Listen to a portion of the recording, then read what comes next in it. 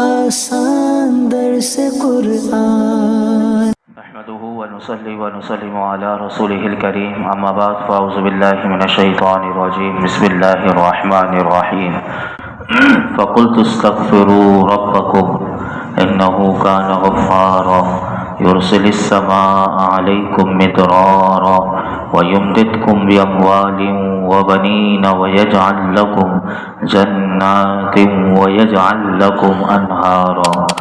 تو میں نے کہا اے لوگو اپنے رب سے معافی مانگو، بے شک وہ بڑا معاف فرمانے والا ہے، وہ تم پر موسلا دھار بارش بھیجے گا اور مالوں اور بیٹوں سے تمہاری مدد کرے گا اور تمہارے لیے باغات بنا دے گا اور تمہارے لیے نہریں بنائے گا۔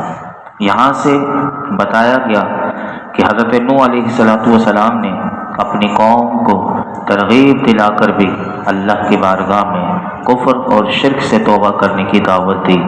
چنانچہ ان 3 آیات میں یہ بتایا گیا کہ حضرت نوح علیہ السلام کی قوم لمبے عرصے تک آپ کو جھٹلاتی رہی، تو اللہ رب العالمین نے اللہ کے نبی کو جھٹلانے کی، ان کی دعوت کو رد کر دینے کے سزا ان کو یہ دی دنیا میں کہ ان سے بارش کو روک لیا، اور مفسرین کہتے ہیں 40 سال تک ان کی عورتوں کو بانجھ کر دیا، یعنی ان کے جو مال تھے وہ بھی ہلاک ہو گئے اور جانور تک مر گئے۔ جب ان کا یہ حال ہوا تو حضرت نوح علیہ السلام نے اپنی قوم کو دوبارہ ترغیب دلانے کے لیے کہ دیکھو اللہ کا عذاب دنیا میں تو آیا ہی ہے، آخرت کا عذاب اس سے بھی بڑا ہے۔ دنیا میں مال تمہارا برباد ہو گیا، جانور تمہارے مر گئے، عورتیں تمہاری بانجھ ہو گئی، بارش تم سے روک لی گئی، قحط کا عذاب تم پر آ گیا۔ تو حضرت نوح علیہ السلام نے دوبارہ اس قوم کو کہا اے لوگو تم اپنے رب کے ساتھ کفر اور شرک کرنے پر اس بات پر اس سے معافی مانگو اور اللہ پر ایمان لا کر اس سے مغفرت طلب کرو تاکہ اللہ رب العالمین تم پر اپنی رحمتوں کے دروازے کھول دے، کیونکہ اللہ رب العالمین کی اطاعت اور عبادت میں مشغول ہونا یہ خیر و برکت اور وسعت رزق کا سبب ہوتا ہے۔ اور یاد رکھنا کہ کفر سے دنیا بھی برباد ہوتی ہے اور آخرت تو برباد ہی ہو جائے گی۔ پھر آپ نے انہیں کہا انہ کان غفارا، کہ بے شک اللہ رب العالمین اسے بڑا معاف کرنے والا ہے کہ جو سچے دل سے اللہ کی بارگاہ میں توبہ کرے۔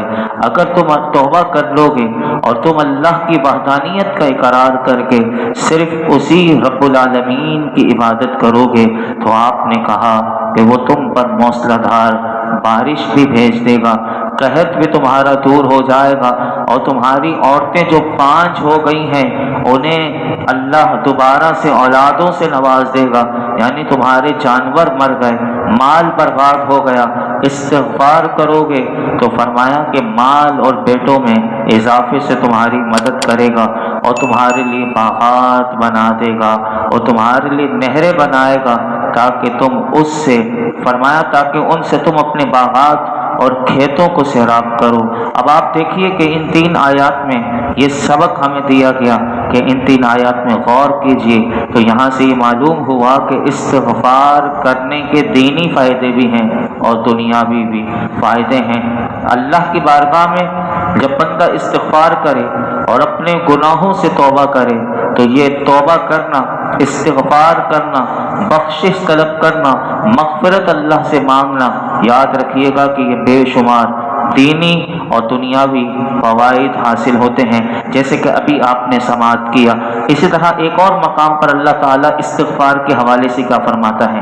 فرمایا وَمَن يَعْمَلْ سُوءًا، اور جو کوئی برا کام کرے، او یظلم نفسہ، یا اپنی جان پر ظلم کرے، ثم یستغفر اللہ، پھر اللہ سے مغفرت طلب کرے، یجد اللہ غفور الرحیم، تو اللہ کو بخشنے والا مہربان پائے گا۔ اسی طرح اللہ تعالیٰ ایک اور مقام پر دیکھیے استغفار کے حوالے سے کیا فرماتا ہے؟ فرمایا وما کان اللہ معذبہم وہم یستغفرون، اور اللہ انہیں عذاب دینے والا نہیں جب کہ وہ بخشش مانگ رہے ہوں۔ جب بندہ بخشش مانگے گا تو فرمایا اللہ انہیں عذاب دینے والا نہیں۔ اسی طرح ایک اور مقام پر دیکھیں کہ اللہ تعالیٰ نے کیا فرمایا، وَأَنِ اسْتَغْفِرُوا رَبَّكُمْ، اور یہ کہ اپنے رب سے معافی مانگو، ثُمَّ تُوبُوا إِلَيْهِ، پھر اس کی طرف توبہ کرو، يُمَتِّعْكُمْ مَتَاعًا حَسَنًا إِلَىٰ أَجَلٍ مُّسَمًّى، تو وہ تمہیں ایک مقررہ مدت تک بہت اچھا فائدہ دے گا۔ دیکھیے استغفار کا کتنا اچھا فائدہ ملتا ہے۔ پھر اسی طرح حضرت ہود علیہ السلام نے بھی اپنی قوم سے یہی کہا تھا۔ حضرت نوح علیہ السلام نے بھی جب ان کی عورتیں بانجھ ہو گئیں، بیٹے نہیں، اب دیکھیے کتنا بڑا ہمارے پاس وظیفہ ہے۔ لوگ کن کن چکروں میں پڑ جاتے ہیں، جعلی باپوؤں کے پاس کہ مال اولاد کے لیے، کہ کہیں سے ہمیں اولاد نہیں ہو رہی ہوتی۔ آج بھی عورتیں بانجھ ہیں، آج بھی کئی لوگ ہیں جن کے ہاں اولادیں نہیں ہوتی۔ اب دیکھیے قرآن بتا رہا ہے کہ تمہیں وظیفہ، سب سے بڑا وظیفہ قرآن دے رہا ہے کہ مال بھی، دولت بھی، عزت بھی، شہرت بھی، فائدہ بھی، ہر لحاظ سے جو برکتیں ہیں وہ استغفار میں ہیں۔ اور یہ استغفار بہت مجرد قرآنی عمل ہے، یعنی یہ کسی باپو کا دیا ہوا نہیں، یہ قرآن کا اللہ کا دیا ہوا کتنا بڑا وظیفہ ہے۔ حضرت ہود علیہ السلام نے اپنی قوم سے کیا فرمایا تھا؟ حضرت ہود علیہ السلام نے اپنی قوم سے کہا تھا وَيَا قَوْمِ اسْتَغْفِرُوا رَبَّكُمْ، آپ نے بھی اپنی قوم سے کہا تھا اے میری قوم تم اپنے رب سے معافی مانگو، ثُمَّ تُوبُوا إِلَيْهِ، اور پھر اس کی بارگاہ میں توبہ کرو۔ تو پھر تمہیں جب یہ دو کام کرو گے تو انعام کیا ملے گا؟ فرمایا يُرْسِلِ السَّمَاءَ عَلَيْكُمْ مِدْرَارًا، وہ تم پر موسلا دھار بارش بھیجے گا، وَيَزِدْكُمْ قُوَّةً إِلَىٰ قُوَّتِكُمْ، اور تمہاری قوت کے ساتھ مزید قوت زیادہ کرے گا۔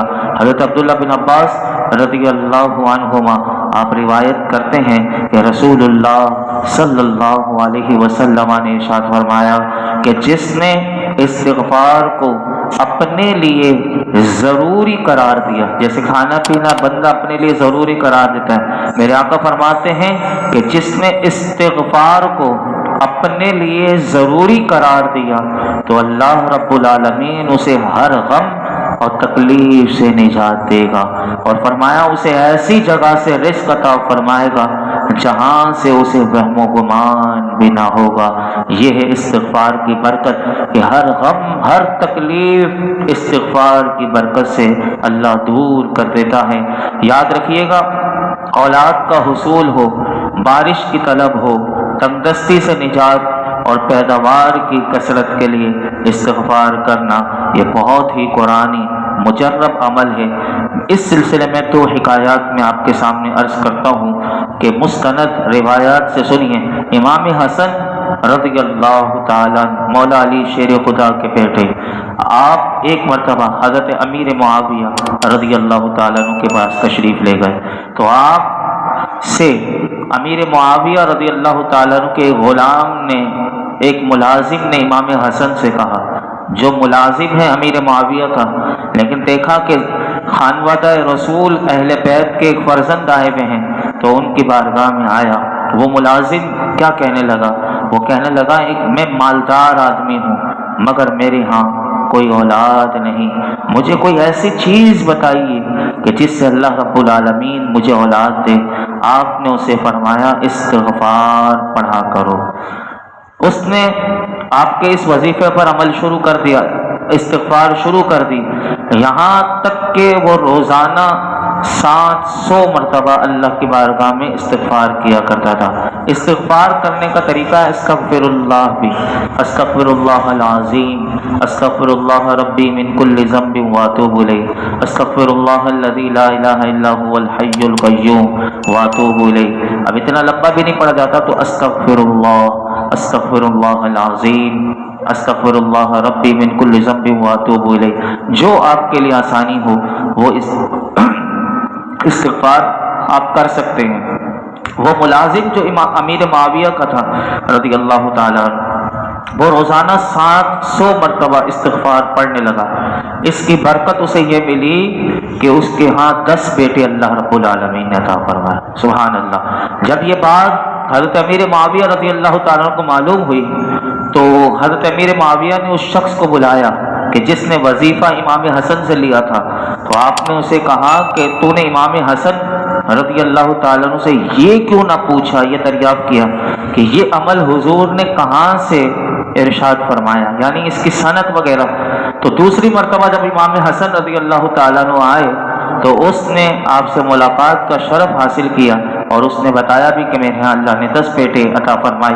تو آپ نے یہ عمل کہاں سے دریافت کیا؟ تو حضرت امام حسن رضی اللہ تعالیٰ عنہ سے کہا تو نے حضرت ہود علیہ السلام کا قول نہیں سنا جو ابھی میں نے آپ کے سامنے پڑھا؟ آپ نے فرمایا حضرت ہود علیہ السلام نے اپنی قوم سے کیا کہا تھا؟ وَيَزِدْكُمْ إِلَىٰ قُوَّتِكُمْ، اور تمہاری قوت کے ساتھ مزید قوت وہ زیادہ کرے گا۔ اور حضرت نوح علیہ السلام کا یہ ارشاد نہیں سنا یمددکم باموال وبنین، کہ اللہ رب العالمین مالوں اور بیٹوں سے تمہاری مدد کرے گا۔ تو یہ میں نے دونوں قرآن کی آیات سے یہ وظیفہ تمہیں دیا ہے، اور یہ قرآن ہے، یہ اللہ کی لاریب کتاب ہے، اور یہ اس سے بڑھ کر سچی کتاب کون سی ہوگی؟ تو فرمایا میں نے قرآن سے ہی تجھے بتایا تھا کہ رب نے جب کہہ دیا کہ استغفار کرو گے تو مال سے بھی مدد کروں گا اور بیٹوں سے بھی، اور تمہاری قوت کو اور زیادہ قوت کر دوں گا۔ یہ تھا امام حسن رضی اللہ تعالیٰ۔ اسی طرح امام حسن بصری جن کا یکم رجب المرجب کا آپ کا یوم وصال ہے، وہ امام حسن بصری رضی اللہ تعالیٰ کے پاس بھی ایک شخص آیا۔ حضرت ربیع بن سبی اس مجلس میں موجود ہیں، یہ بہت بڑی ہستی ہیں حضرت ربیع بن سبی رحمۃ اللہ علیہ۔ وہ کہتے ہیں ایک شخص آیا، اس نے بارش کی قلت کی شکایت کی، آپ نے اسے کہا استغفار کرنے کا حکم دیا۔ دوسرا شخص آیا امام حسن بصری رضی اللہ تعالیٰ کے پاس کہ میں تنگ دست ہو گیا ہوں، آپ نے اسے بھی کہا استغفار کرو۔ تیسرا شخص آیا، اس نے نسل کم ہونے کی شکایت کی تو آپ نے اس سے بھی یہی فرمایا۔ جو چوتھا شخص آیا اس نے بھی اپنی زمین کی پیداوار کم ہونے کی شکایت کی، آپ نے اسے بھی یہی وظیفہ دیا کہ استغفار کرو۔ تو حضرت ربیع بن سبی رحمۃ اللہ تعالی علیہ نے امام حسن بصری رضی اللہ تعالیٰ سے عرض کی کہ آپ کے پاس چند لوگ آئے اور انہوں نے طرح طرح کی حاجتیں پیش کی، آپ نے سب کو ایک ہی جواب دیا کہ استغفار کرو۔ تو آپ امام حسن بصری رضی اللہ تعالیٰ نے یہی قرآن کی جو آج کے ہمارے درس کی آیات تھیں، آپ نے ان کے سامنے یہ آیت کریمہ پڑھ کر سنا دی، استغفروا ربکم انہ کان غفارا یرسل السماء علیکم مدرارا ویمددکم باموال وبنین ویجعل لکم جنات ویجعل لکم انہارا، کہ اپنے رب سے معافی مانگو کہ وہ بے شک وہ بڑا معاف فرمانے والا ہے، وہ تم پر موسلا دھار بارش بھی بھیجے گا، مالوں اور بیٹوں سے تمہاری مدد کرے گا، تمہارے لیے باغات بنا دے گا اور تمہارے لیے نہریں بنائے گا۔ اللہ رب العالمین ہم سب کو بھی کثرت کے ساتھ استغفار کرتے رہنے کی توفیق عطا فرمائے۔ اور ماہ رجب المرجب میں علماء کہتے ہیں کہ کثرت سے ویسے بھی استغفار کرتے رہنا چاہیے، لیکن رجب المرجب میں تو اور زیادہ استغفار کی کثرت کر دینی چاہیے۔ تو ابھی آج 6 رجب المرجب بھی ہے، 1 مرتبہ سورہ فاتحہ، 3 مرتبہ سورہ اخلاص، سلطان الہند حضرت خواجہ خواجگان غریب نواز رحمۃ اللہ تعالی علیہ آپ کی بارگاہ میں پیش کرنے کی نیت سے بھی، اور یہ ابھی باقی جو ایام ہیں ان میں بھی استغفار کی کثرت کیجیے۔ اور ابھی آپ 1 مرتبہ سورہ فاتحہ، 3 مرتبہ سورہ اخلاص خواجہ خواجگان کی بارگاہ میں پیش کرنے کی نیت سے پڑھیے۔ اعوذ باللہ من الشیطان الرجیم، بسم اللہ الرحمن الرحیم، الحمد للہ رب العالمین الرحمن الرحیم مالک یوم الدین، ایاک نعبد و ایاک نستعین اهدنا الصراط المستقیم غیر المغضوب علیہم ولا الضالین، قل هو اللہ اللہ الصمد لم یلد ولم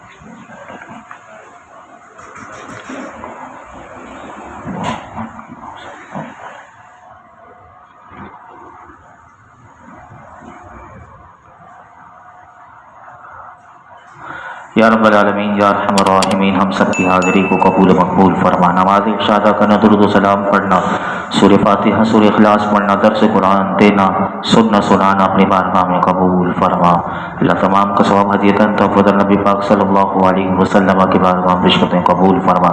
نبی اکرم صلی اللہ علیہ وسلم کا صدقہ فعل تمام انبیاء کرام، تمام صحابہ کرام، تابعین، تبع تابعین، ائمہ مجتہدین، اولیاء کاملین، علماء راسخین، جمیع مومن مومنات، مسلمین مسلمات کی ارواح کو اس کا ثواب پہنچا.